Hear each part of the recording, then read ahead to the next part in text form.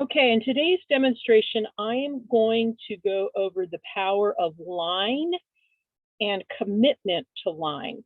So one of the things I notice with a lot of my students, elementary school students for years, like when they're drawing something, the line is often, here, let me do it with something darker. Their line, like when they're sketching something, it's very hesitant and kind of broken, like they're not confident or sure of themselves, because we all have this inner critic that wants it to be, everything to be perfect or how we envisioned it, right? So actually, I'll just draw on top of that. So in this lesson, I've done this before. It's called continuous line drawing. It's really a warm up.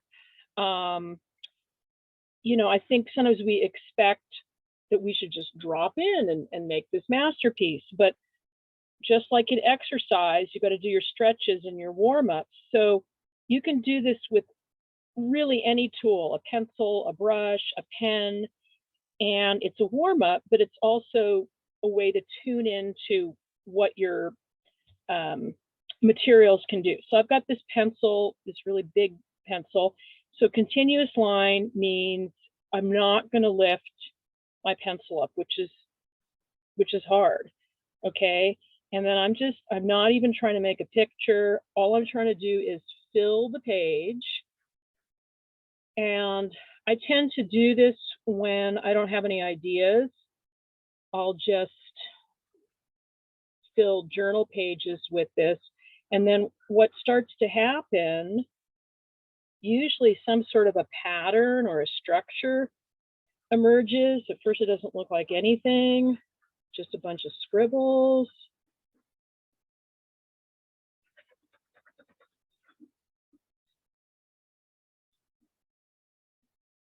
I'm just seeing what my materials can do. I can use the tip of this pencil. I can use the side.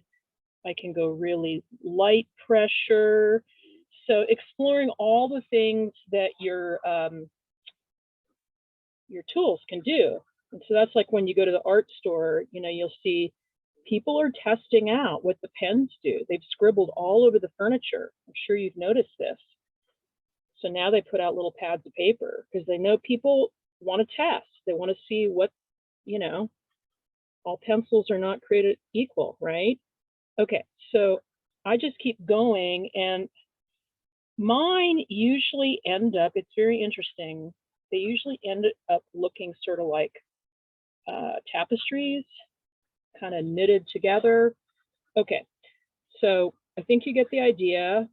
I could keep going or stop, so I'm going to stop. Okay, now the next thing to do with line is,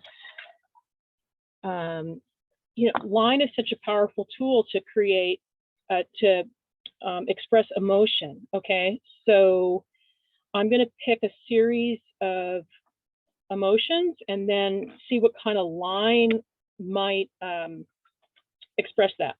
And I'm just going to start, but then if you have a specific one you want me to do, just unmute and let me know.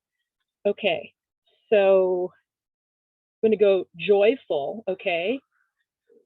And just do the first thing that comes to mind. So joyful feels very expansive to me, okay? So it's joyful. Okay, now I'll pick a different material. I'll do charcoal pencil. And I'm going to do, come on. I'm going to do mad. So right away, certain types of lines come to mind. Again, I'm doing the continuous line thing.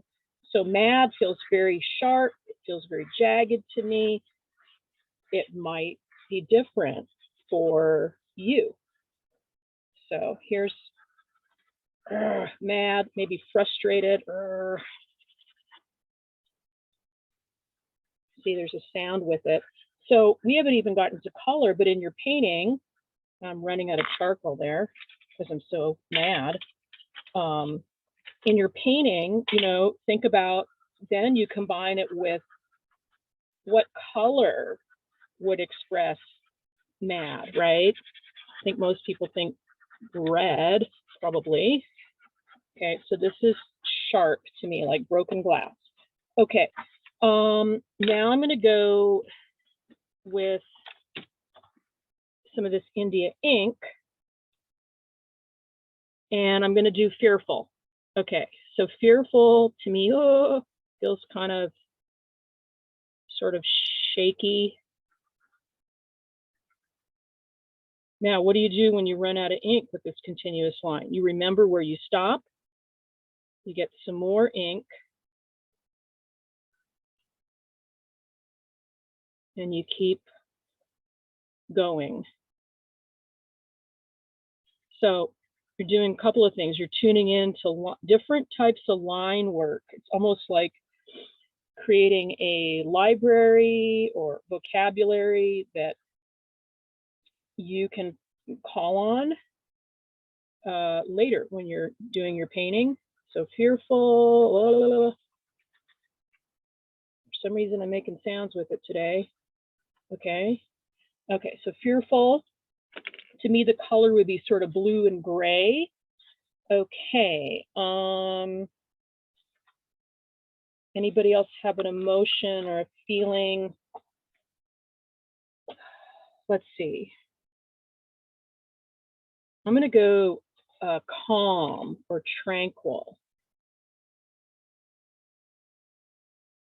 So that one feels very much like the ocean on a, you know, kind of a flat ocean on a day that's not windy.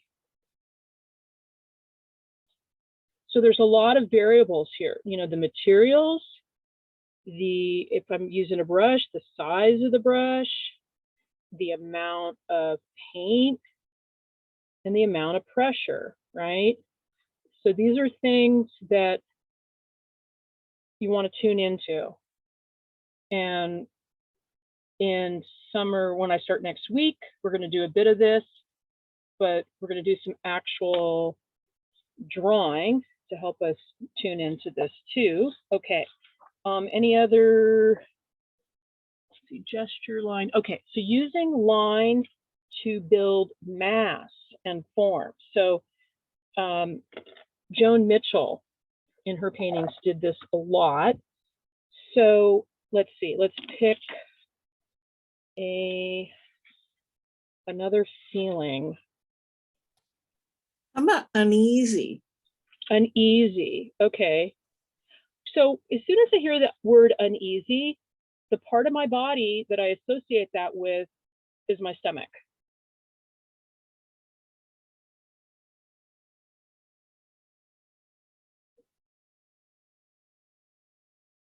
It's kind of nervous. This is a very compressed charcoal called Conti crayon. Okay, so I'm doing these sort of, it's uncertain, okay? But then if I want to build up mass or form, I can just start knitting these lines together more,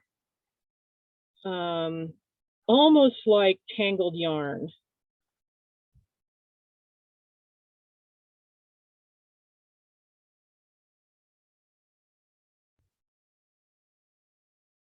So these are great warm-ups that you can do on your own, and everybody's will look different. You'll start tuning into the structure of your line, your signature. You know, people might say, what's that? It looks like a bunch of nothing. Well, they're your warm-ups. You're figuring the materials out. Okay, a little.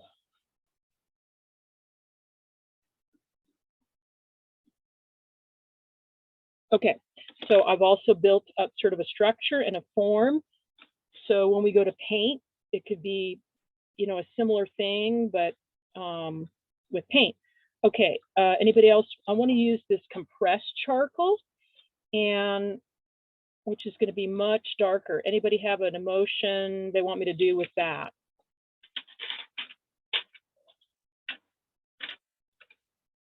Someone there?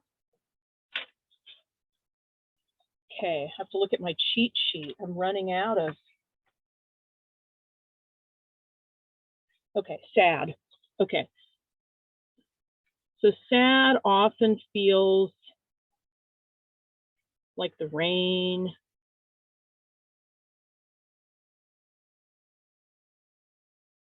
So what I like about this compressed charcoal is I have multiple surfaces to work with. I've got the wide surface, I've got the narrower surface, and here and there I've got the tip, okay?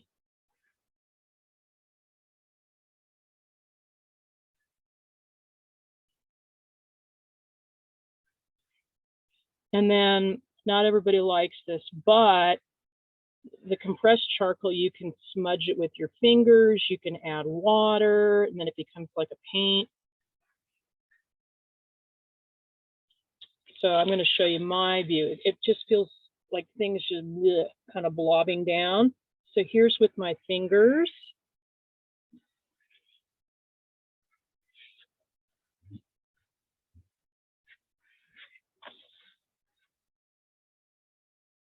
If you don't like messy, this might not be your thing. Kids tend to love this. It tends to wind up all over their face. Okay, so I've got form and mass, and hopefully sort of this feeling of sad.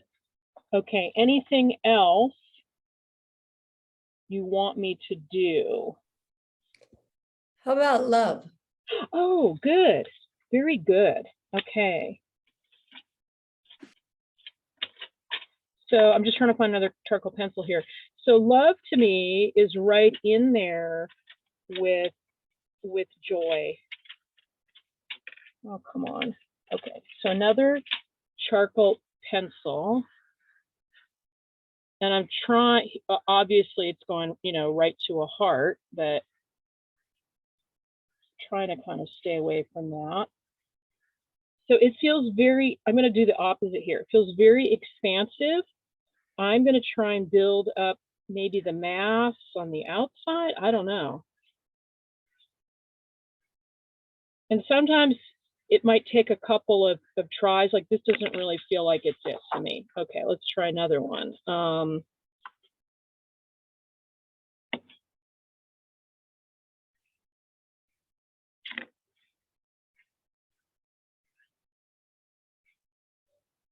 It's good to stand up when you're doing this. For some reason with this one, I kind of want to move my body.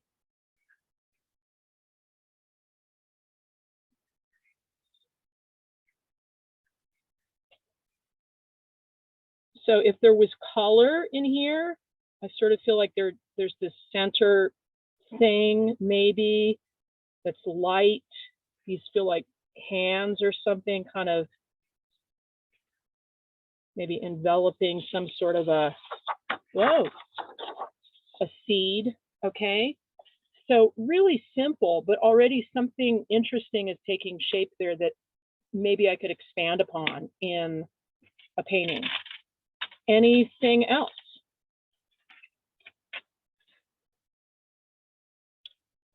Okay,